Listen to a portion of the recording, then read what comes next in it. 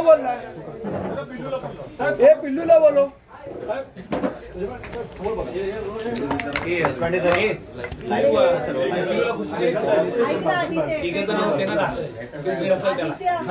मग एकदा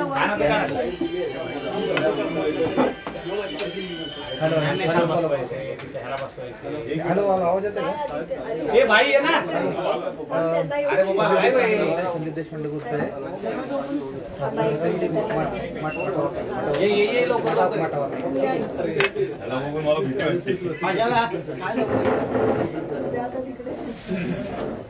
हे पिलू कुठे हे पटकन अरे 22 तारीख हा येतोय का सुरू करायची थांब पिल्लूला येऊ दे, अरे तुम्ही फ्रेम मध्ये सगळे लाईव्ह आता पिल्लूला येऊ दे, बोलव ना मग नाही वीक झालाय तो बिचारा, त्याला खूप त्रास दिला तुमच्यामुळं, तुमच्या दोघांमुळं।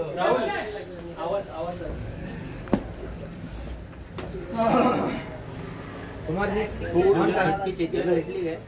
साहेब पुण्याला झाले, पुण्याच्या मला काय थोडी तिकडे संदीप लांब बस शिफ्ट होते ना त्याला उभा राहता येणार नाही पिल्लू कुठे येणार ना भाई मध्ये येणार हो येतोय बोल बोल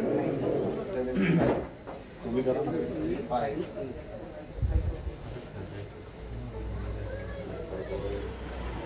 आला का रे पिल्लू? 2 मिनिट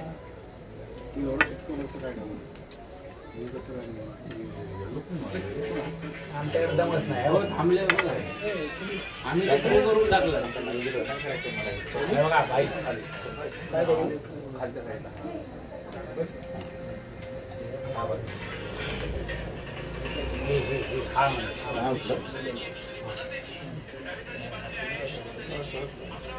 याला काय झालं रेसीला?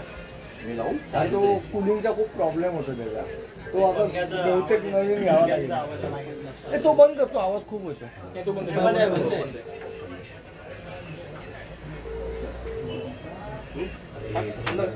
फ्रेम दिली जाऊन लाईव्ह सुरू आहे सगळ्यांचे। ठीक आहे बोलचारा बोला फक्त इथे बोला। संदीपजी जवळपास येऊ दे ना, तो जॉईन करायला। संदीपजी जवळपास 16 दिवस अनुप दार उघडं ठेव ये पटकन ये पिलू खुर्ची घे तिकडे तिकडे चव्हाण नंबर इथे बस तिकडे जा थांबायचं की अरे संतोषजी इथे आहे ना दिसणार नाही तो चला। संदीपजी आज पहाटेच राज ठाकरेंनी ट्विट केलंय की दौरा तुर्तास स्थगित आहे, काय अर्थ काढावा? मला असं वाटतं या संदर्भातली भूमिका सन्माननीय राजसाहेब ठाकरे पुण्याची जी सभा आहे त्या सभेमध्ये स्पष्ट करतील आणि जे त्यांना सांगायचे त्या सभेमध्ये स्वतः सन्माननीय राजसाहेब ठाकरे त्यांच्या स्वास्थ्याबद्दल अनेक चर्चा होत आहेत, त्यांचं ऑपरेशन होणार आहे। मला असं वाटतं आपण रविवारपर्यंत थांबावं, रविवारी सन्माननीय साहेब स्वतः या सगळ्या गोष्टींबद्दल बोलणार आहे। संजय राऊत यांनी म्हटलेलं आहे की त्यांचा एक मदत कक्ष आहे जे वाराणसीला आणि अयोध्येला जाणार आहेत, त्यांच्यासाठी मदत होतं। आम्हाला मदत मागितली असती तर आम्ही मदत केली असती। आमचे नगरसेवक रात्रीच्या रात्री सोडणारे आम्हाला काय मदत करणार? त्यांचं हेही म्हणणं आहे की कुठेतरी केंद्र सरकार भाजप जाणीवपूर्वक महाराष्ट्रातल्या नेतृत्वाचा उपयोग करतं। मला असं वाटतं ज्यांनी आमचे रातोरात नगरसेवक चोरले, आमच्या कार्यकर्त्यांना जेलमध्ये टाकण्याचा आटोकाट प्रयत्न केला, आमच्या महाराष्ट्र सैनिकांना 14 दिवस तडीपाऱ्या लावल्या, त्यांच्याकडनं आम्ही सहकार्याची अपेक्षा ठेवावी का? म्हणजे तुम्ही असतात तरी तुम्ही ठेवली असते का मला सांगा। संदीपजी 16 दिवस संदीप देशपांडे, संतोष धुरे आणि संतोष तुमचे साळी जे आहेत त्यांच्यावर कारवाई, गुन्हा दाखल आणि सगळं गोष्ट सुरू होतं। 16 दिवसानंतर तुम्ही मुंबईत परतलेला आहे। एकंदरीत हा सगळं काय नेमकं घडलं, घटना असेल किंवा असेल, सगळे संदर्भ काय? सर्वात प्रथम आपल्या सर्वांचे मी खूप मनपूर्वक आभार मानतो। माझ्या सर्व पत्रकार मित्रांचे, चॅनलवाल्यांचे, की तुमचं जे फुटेज होतं ते स्वयंस्पष्ट फुटेज होतं की जो गुन्हा आमच्यावर दाखल केला तो गुन्हा खोटा गुन्हा होता आणि त्या खोट्या गुन्ह्यासाठी अख्खे महाराष्ट्रातले पोलीस आम्हाला शोधत होते. मला असं वाटतं हे तुमच्या फुटेजमुळे स्पष्ट झालं आणि तुमचं फुटेज आहे त्याचे स्क्रीनशॉट आमच्या सन्माननीय जे वकील साहेब होते त्यांनी न्यायालयात दाखवले आणि त्याच्यावरनं ते स्पष्ट झालं की अशा प्रकारे कुठलाही गुन्हा घडला नव्हता, आमचा कुठलाही धक्का लागला नव्हता आणि हे सगळं सरकारने दबाव बनवण्याचे, म्हणजे आम्ही सरकारच्या विरोधात बोलू नये, आम्ही ज्या प्रतिक्रिया देतो त्या देऊ नये, आमचं थोबाड बंद राहावं, या सगळ्या गोष्टींसाठी हा सगळा प्रयत्न केला. पण मला असं वाटतं आमचा कायद्यावर आणि न्यायालयावर संपूर्ण विश्वास होता आणि त्याप्रमाणे आम्हाला न्याय मिळाला. एका महिला पोलिसाला धक्काबुक्की करणं, एका पीआयच्या पायावरून गाडी घालणं, याचबरोबर हेतू पुरस्कार हा सगळा प्रकार तुम्ही घडवून आणलाच असा होता. 353 आहे आणि कलम लावण्यात आलेली. बघा, कलम तर त्या नवनीत राणा मॅडमवर राजगृहाचं पण लावलं. कलम लावायला काही सगळ्या गोष्टी लागत नाही, मनाला येईल ती कलम लावू शकतात. शेवट सरकार त्यांचं आहे. माझ्या मनात आलं उद्या मी 302चं कलम लावेल, उद्या तुम्ही अजून 376चं कलम लावाल. कलम लावायला काय, पण जे कलम तुम्ही लावताय तशी घटना घडली आहे का? मला वाटतं आपल्यापैकी कोण उपस्थित होतात त्या दिवशी? सगळेच होतात. माझा तुम्हाला नम्रपणे एक प्रश्न आहे, खरोखर आमचा धक्का लागला का? तुम्ही उत्तर द्या मला. तुम्ही म्हणालात ना आत्ता या क्षणी धक्का लागला, संदीप देशपांडे राजकारण सोडायला तयार आहे, पण मनावर हात ठेवून सांगा. तुम्ही सगळे पत्रकार तिथे उपस्थित होता आणि माझ्याकडे एका न्यूज चॅनलचं फुटेज आहे, त्याचे स्क्रीनशॉट काढलेले आहेत आम्ही. त्या फुटेजमध्ये स्पष्ट दिसते. मिल स्पेशल नाव काय त्यांचं? बेलोसे.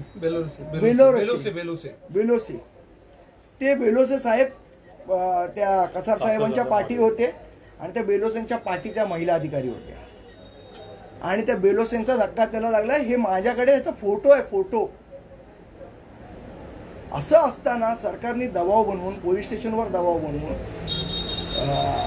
काहीतरी त्या फुटेज मधल्या थोडेसे शॉर्ट्स कट करून, चुकीचं आहे गोष्ट. ठीक आहे, तुमचा राजकीय खुन्नस आहे आमच्यावर, तुम्ही काढलात. आज तुमचे दिवस आहेत, आमचे दिवस येतील, त्यामुळे या गोष्टी चालत राहतात. सत्ताधाऱ्यांनी घडून आणला का तो प्रकार? नाही, घडवून आणला नाही, तो इन्सिडेंट घडला. मला असं वाटतं त्या घाई गडबडीत त्यांना धक्का लागला, तो आमचा लागला नाही. याचा फोटो आहे माझ्याकडे, तो मी पाहिजे तर तुमच्या सगळ्यांबरोबर शेअर करू शकतो. पण तो एकाच चॅनलचा आहे म्हणून बाकीच्या चॅनलनी दाखवणार नाही असं करू नका. मुळात प्रश्न हा आहे की 149ची नोटीस होती, घरातून बाहेर निघण्यास तुम्हाला मज्जा होता, अशा परिस्थितीत एक मिनिट, एक सेकंद. 149ची नोटीस मध्ये कुठे लिहिलंय की तुम्ही बाहेर पडू नका असं? वाचा ती नोटीस, वाचा 149ची. मला असं वाटतं आपण बातम्या आपण करण्यापूर्वी पहिले कायदा समजून घेतला पाहिजे. 149 नोटीसमध्ये असं म्हटलं होतं की तुमच्यामुळे जर कायदा सुव्यवस्थेचा प्रश्न निर्माण झाला तर तुम्हाला त्याच्यावर जबाबदार धरण्यात येईल. कायदा सुव्यवस्थेचा प्रश्न निर्माण झाला होता का? तर नव्हता झाला. मग जबाबदार तुम्ही कशासाठी ठरलं आम्हाला? कशासाठी आमच्यावर? बरं, आपण आपल्यापैकी कोण होतं मला माहीत नाही त्या दिवशी, पण तुम्ही होतात. मी पोलिसांना स्पष्ट विचारलं की तुम्ही मला डिटेन करताय का? ते तुमच्या फुटेजमध्ये पण आहे. त्याच्या अगोदर राजसाहेबांच्या घरी जायच्या आधी मी त्यांच्याशी बोललो, हात मिळवला आहे ना, त्याचं पण फुटेज आहे, तेही दाखवतो तुम्हाला. असं असताना तुम्ही जर अशा पद्धतीने सुडाचं राजकारण जर हे सरकार करणार असेल तर मला वाटतं गांधीजींचं एक वाक्य आहे की मी डोळा काढला म्हणून तू डोळा काढलास, तर त्याचं मला असं वाटतं कुठेच एंड नाहीये त्याला.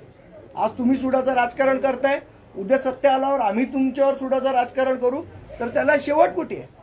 हे कुठल्या पद्धतीचं राजकारण महाराष्ट्रात चाललंय की एकमेकांवर एवढा खुन्नस ठेवायचा?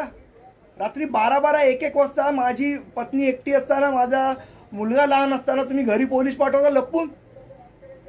त्याचंही सीसी फुटेज आहे माझ्याकडे. कशा पद्धतीने तुम्ही एका महिलेला न घेता तुम्ही दुसऱ्यांच्या घरी जाता दबाव निर्माण करायला म्हणून. हे कुठल्या पद्धतीचं राजकारण आहे? आणि तुम्ही नंतर तुमच्या भाषणामध्ये म्हणणार की केंद्र सरकार सुडाचं राजकारण करते. मग तुम्ही काय करताय? ठीक आहे, जी घटना घडली ती आम्ही न्यायालयात लढा दिला, आम्ही ती गेलो. पण मला असं वाटतं की जबाबदारीचं भान हे सगळ्यांनी बाळगायला पाहिजे. की आपण समजा एखादी बातमी जरी दाखवतोय तरी ती खरोखर तिथे घटना घडली आहे काय तिथल्या पत्रकारांना माहिती होतं. बरोबर, मी आपल्या सगळ्यांसमोर एक नम्र विनंती करतो की आमचा धक्का लागल्याचं एक जरी फुटेज दाखवलं, संदीप देशपांडे राजकारण सोडून दे, सोडून देईल.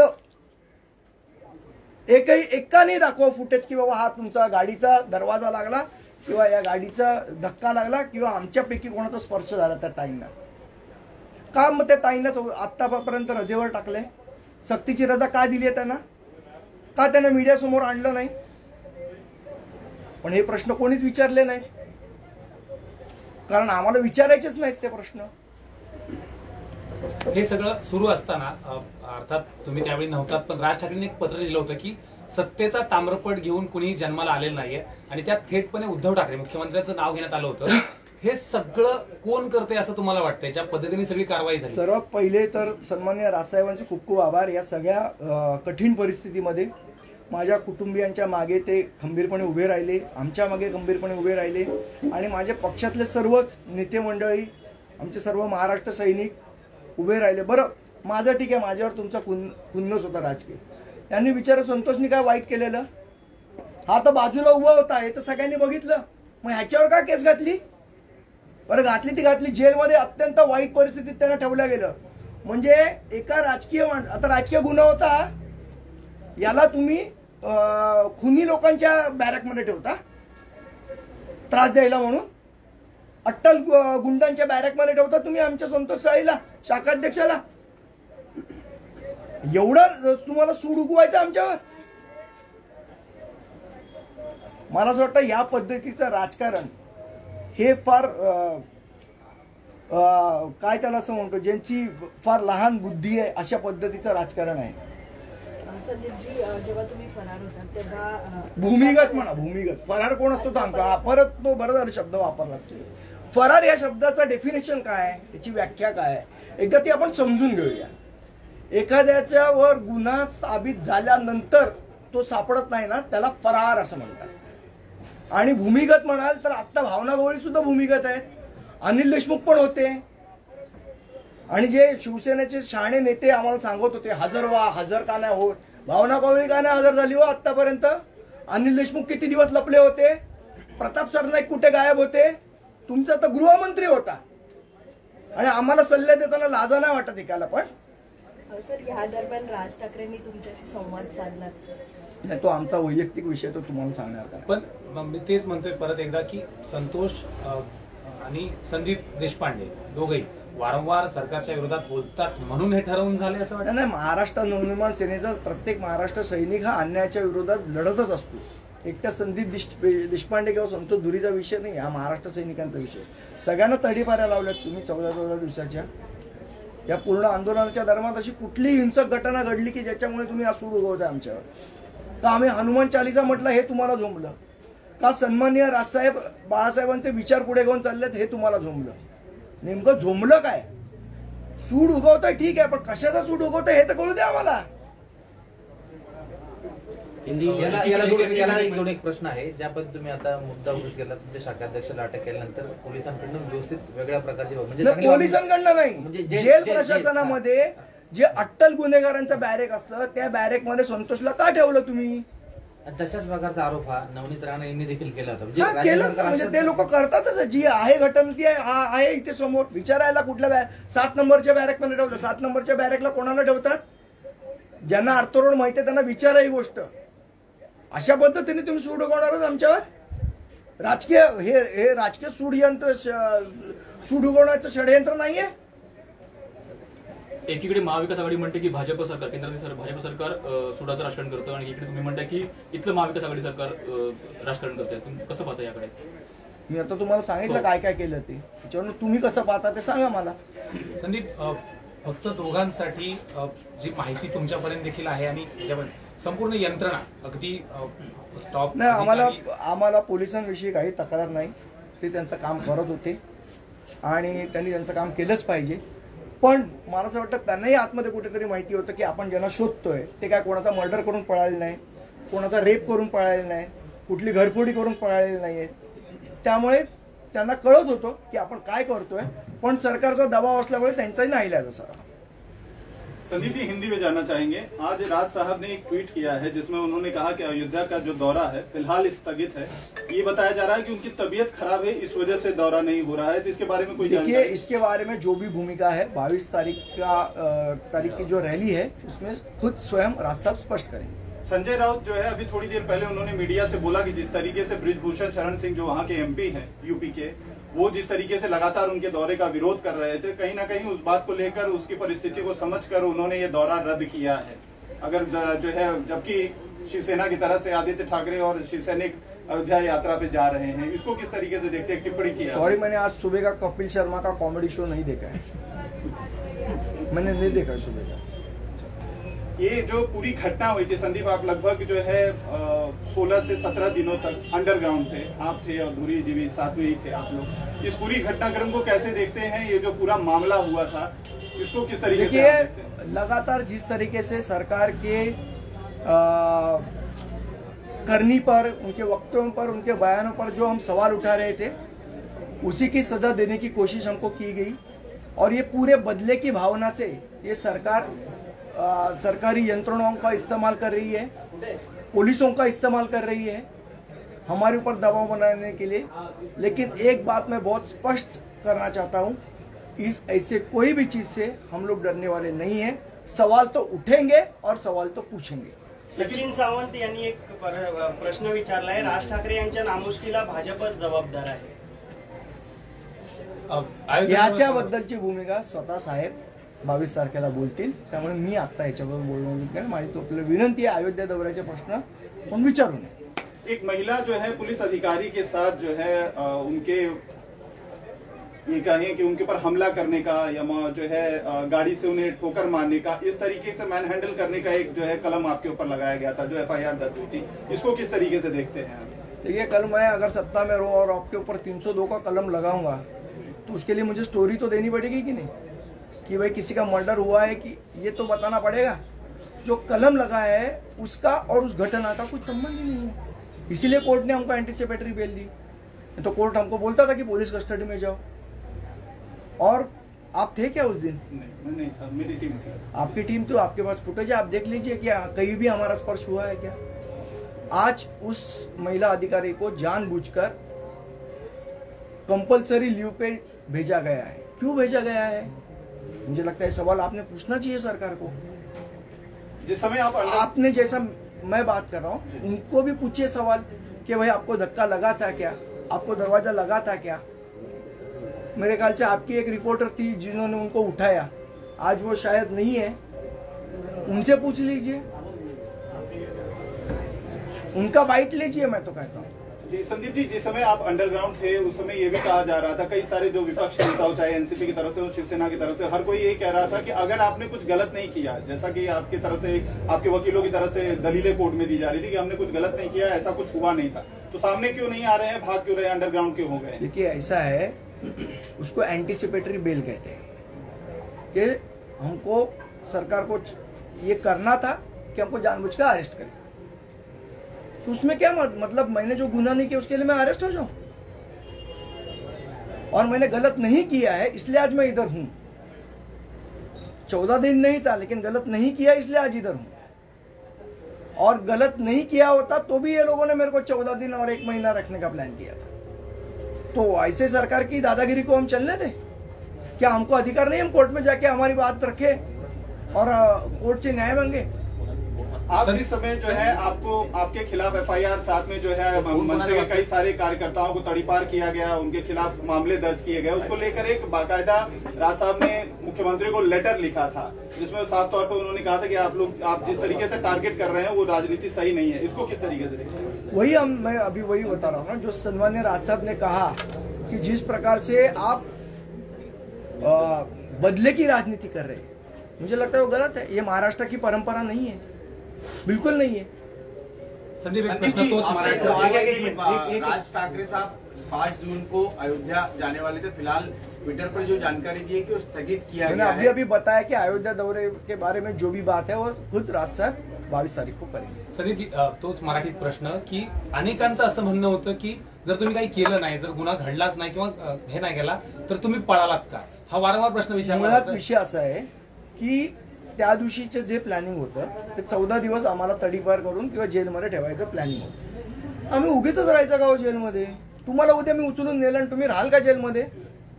तुम्ही तुमच्या बचावाचा तुम्हाला कायदेशीर अधिकार आहे ना, मग तो आम्ही आमचा अधिकार वापरायचा नाही का? म्हणजे तुम्हाला पूर्वकल्पना होती की तुम्हाला 100%. जसे पोलीस त्यांचे आहेत तसे आमचे काही मित्र आहेत पोलिसांमध्ये. Okay, thank you. साडीचा अनुभव थोडा सांगू थोडक्यात. राहू दे. ठीक आहे, थँक्यू. चलो. आदित्य धुरेंचे थोडे तर विज्युअल्स घेऊया. संतोष धुरेंचे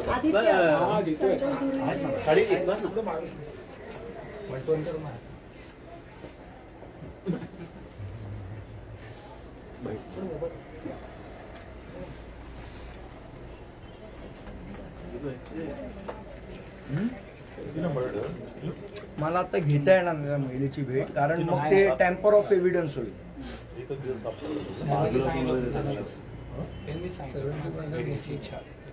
त्या साहेबांचं ठीक आहे, साहेब घेऊ शकतात. मी घेतली तर काय होणार? टॅम्पर ऑफ एव्हिडन्स होईल,